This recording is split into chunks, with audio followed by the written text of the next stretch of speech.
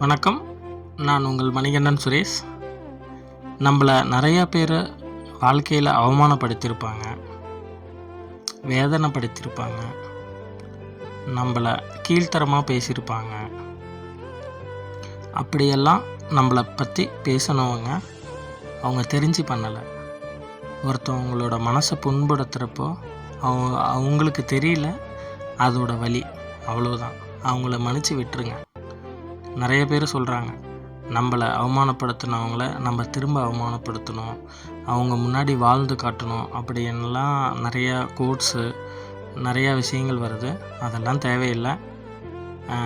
அவங்கள மன்னிச்சு விட்டுருங்களேன். பிடிக்கலன்னா விலைக்கு போயிடுங்க, அவ்வளோதான்.